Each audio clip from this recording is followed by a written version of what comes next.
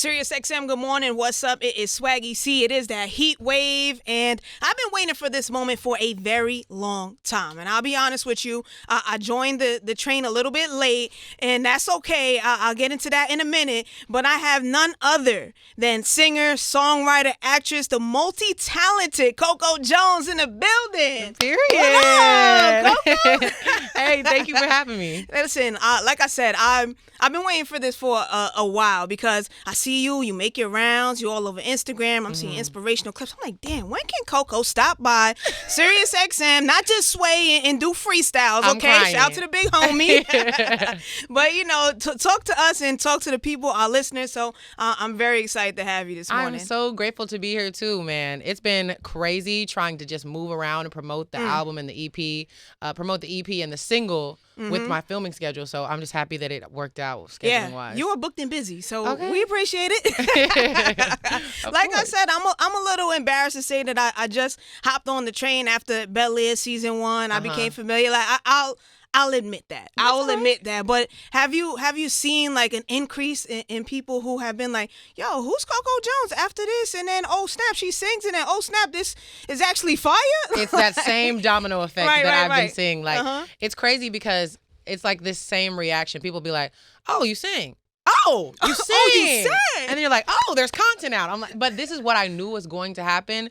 I mean, on some humble stuff. But I just knew the show was gonna like introduce me to a whole new audience, and their first impression of me was gonna be, oh, she's an actor. But I'm like, hey guys, I'm very much a singer who acts on the side. Okay, let's not forget that.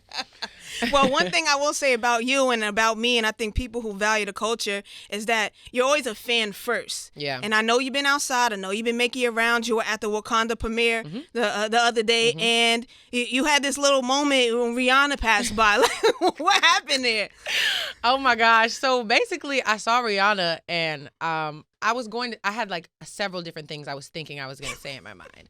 I was going to be like, hey girl, ponderi. Like I was just picking all types of things. I was like, which one I'm going to choose? I was like, I'll let it come to me in the moment. Right. As she was getting closer to me, I don't know what happened to my vocal cords.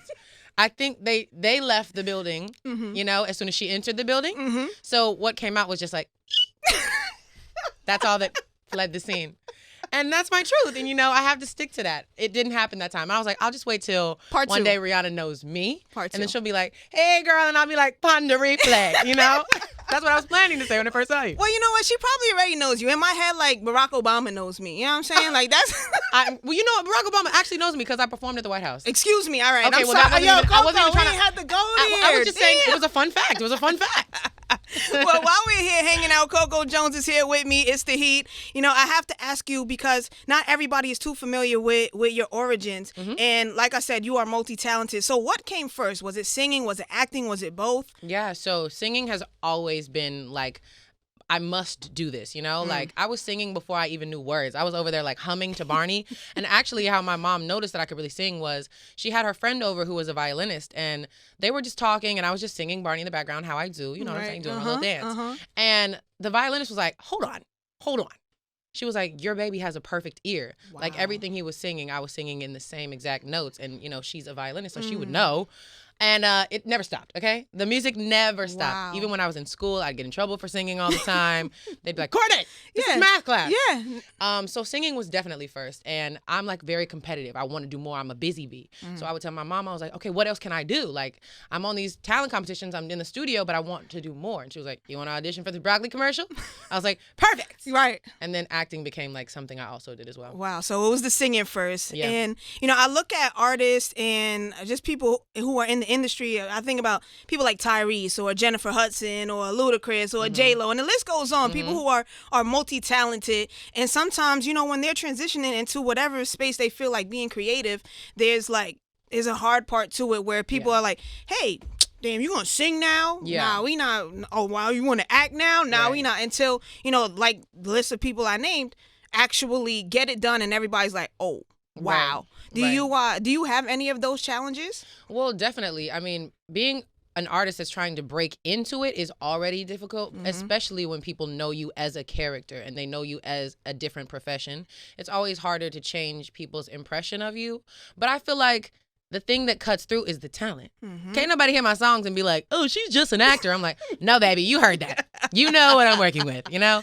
So it is harder sometimes, but I feel like that was like the interesting process of making these songs is people would like, I'd go into the studio with these producers who've never heard of me before. They didn't have Hillary to like compare to, and they was not watching Disney Channel. Right. So they would be like, here you go, here's a song. And they'd be like, oh yeah. I'd be like, no. That's not, no. I was like, let's try this. And I'd sing a little something, and they'd be like, oh, this is you what know? we doing. Yeah. Let's have that old moment for some of our people who are listening right now on the Heat. I think it's only right we get into this record, I See You. Can we do that? All right, let's do that. We'll be right here, right back. It's the Heat. SiriusXM, we are back here. I am Swaggy Sie, hanging out with none other than Coco Jones. Period. Listen, and not too long ago, you heard that record, I See You, and I just had to say, like, listening to your music, there's versatility in it. Like, you know, we heard the Caliber record, and then we hear I See You, and your register is, like, completely different. Yeah. You know, you're way lower. Like, that's the versatility that I love to hear. So what is it about, you know, approaching a beat or approaching a record that you're like, hey, I think I'm going to go this route on it? I think it's all about feeling. Like when I work with producers, I tell them I just want like urgency. I want these songs to wake me up, and some of them wake me up in like a soulful way, like I See You, and the others are like 5, 6, 7, and 8. You know, but I love that energy and that urgency. So it really is like where the track takes me, or sometimes where the concept takes me, because like sometimes I'll have an idea and there's no music, it's just floating in my head. So sometimes I'll create like kind of music around it with my voice, just so I can show a producer like, can we do something like this? Yeah. You know, but just using it as an instrument. Yes, in a definitely. Way. That's dope. I feel like I'm in my own like Ask Coco session right now. I mean, hey, have it, enjoy. Listen, for those who don't know, Ask Coco, you know, you could head over to Twitter and check it out. Use that hashtag, maybe getting some questions whenever you're open to it. Yeah. But why is that important to you to connect directly with the fans? Yeah. You know, I think authenticity is so refreshing, and also like it's kind of the bare minimum at this point, because there's so much social media. Like people can read through the fake because they just see content all the time, 24 hours a day. So for me, I think what I learned was people do care about the bad, not just the good and the Instagram highlights and like the beauty filter. Like they want to see what's real. Right. So I started to share more of that on social media, like probably like a year and a half ago, and it just got so much love, my transparency about my journey and the highs and the lows, that I was like, okay, well, if this is giving inspiration, then I'm just going to keep doing that, because otherwise, what was all of those bad things for if not to like show people that with bad comes good? I feel like you are one of those people, like I said earlier, every time I open my phone, sometimes there's like a clip of you and having one of those moments. So I hope I get one of the moments right now, okay? Not you trying to go viral. All right, I'm like, let me see what I can do. Let me see what I can pull out of the hat. Nah, man, stop playing. It's Swaggy Sie holding it down here with Coco Jones on the Heat. Now, I know the holidays are rolling around. Shout out to our Def Jam family that's in the building. Period. You just got on that like collaborative project with a lot of Def Jam artists. What does the holidays mean to you? Holidays mean so many things, but really for me, they mean comfort. Like, I put myself in a lot of uncomfortable situations because I want a certain outcome, you know? Like, moving away from my family at 17 and, like, being in this state of, like, rejection with these auditions and whatnot. All of that is so uncomfortable that I always would look forward to the holidays, because I can be like, everyone's pausing. So it's not me that's getting left behind. And I can be with my people. Right. I love my family. Like, I'm so blessed that, like, we are actually so tight, you know, because normally, like, there's somebody that you just don't click with. But when I tell you my family, those my dogs. That's lit. Literally. That's lit. That don't happen all the time, man. I know, like, you know, they say, like, you can't choose your family, but yeah. So at least you got some good ones, right? Yes, I do. I'm like, thank you, Lord. Because I love those people. Like, literally, I talk to them every day. I'm like, hey, guys, nothing new to report, but how you doing? One person that I know that you connected with not too long ago was Tiana Taylor. Yeah. And she directed your video for Caliber. Yep. And, you know, that's a Spike, you know, like the Spike, what she called Spike Tea joint, and man. The aunties. Exactly, and the aunties. So what is it like connecting with somebody like Tiana Taylor and having her direct a video? Man, you know, it taught me a lot, because I have kind of come from this employee mindset, and like I even had that little viral sound where I was like, I was an employee, you know. Right. I do have that mindset, and I kind of have to break out of that. One, because I feel like a lot of these decisions end at me. I'm the final call, so I've had to learn to be a better decision maker. And then also because like what I saw in Tiana is like you can know what you want, and that doesn't make you a diva. It just makes you a boss, you know. Like sometimes I feel intimidated with voicing too many opinions and being a little too like decisive. But what she saw for me and how she helped collaborate with me to make this video, like it was just inspiring. She knew what she wanted, and she's so creative, and people respected that. Yeah. And it taught me a lot. Yeah, and one thing Coco's gonna do is keep some eye candy in there too. All right, ladies. And that's just on period. Because he was born. Listen, man, let's get into some Tiana Taylor. She's also one of those people who have transitioned and done whatever they want to do creatively, man. So I think it's only right to salute to her as well right here on The Heat this morning. So we'll be right back. Good morning. We are here. I am Swaggy Sie, hanging out with none other than Coco Jones, who I'm so grateful to have. You always booked and busy and always on camera. I mean, you got like 15,000 cameras set up here this morning. Yeah, and I'm trying to make eye contact with all of them. Like, hi. You know, right? Hey. Angles.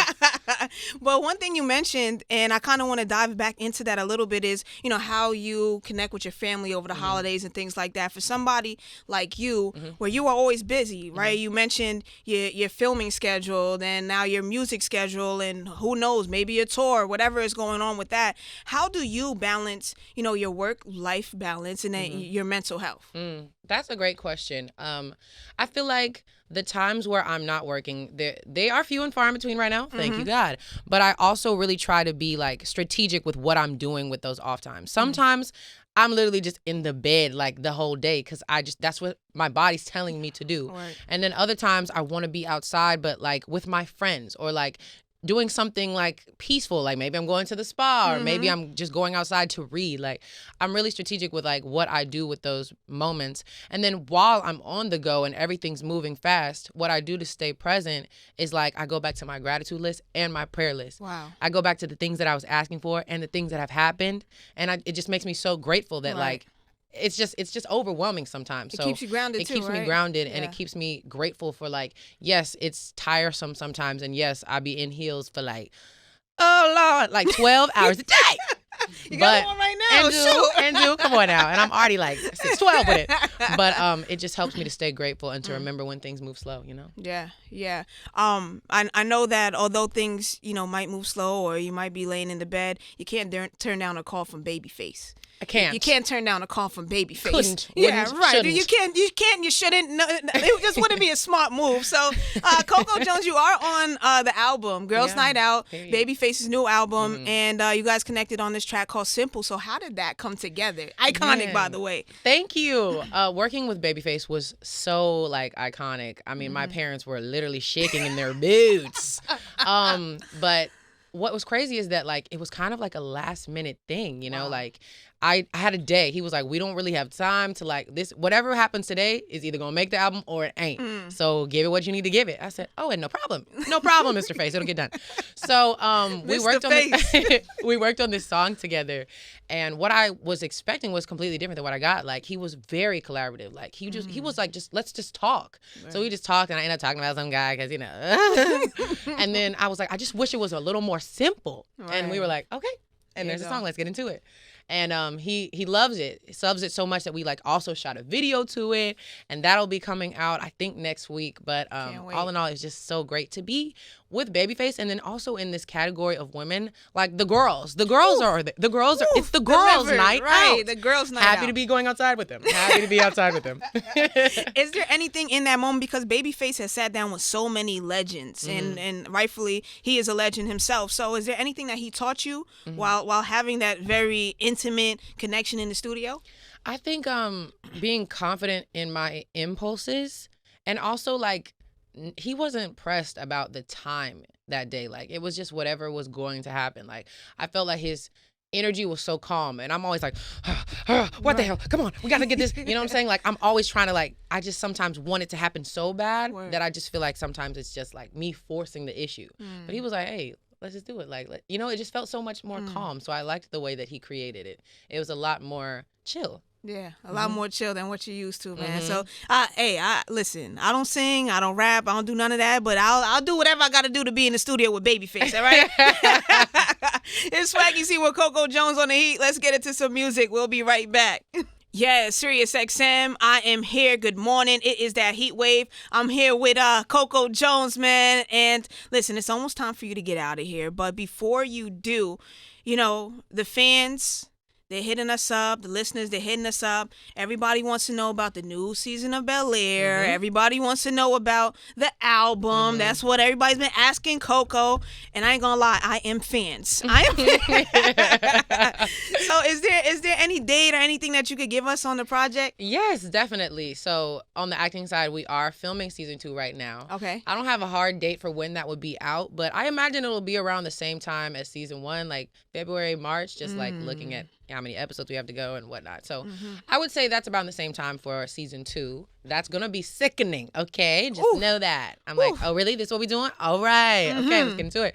And then my EP is coming very, very soon. Yeah. November 4th. Okay. Oh, it's giving right down there. the street. Right down the street. There. I like that. My EP is called What I Didn't Tell You. And basically, it's all these stories that happen off screen. Because people just think I'm an actor sometimes. And I'm like, oh, no, I was living my life. Right. And here are the stories about it. Ooh, enjoy. We're going to get real intimate. Okay. That's what I like. Now, I didn't get to talk to you for season 1 and Bel-Air when that happened. And, I am a huge fan of, Fresh Prince of Bel-Air, and then now a huge fan of Bel-Air, quote unquote, the reboot. And this for me is like a new wave of iconic, and the way, the character Hillary was reinvented through you. Why was that so important for you to kind of give a new school representation of Hillary Banks?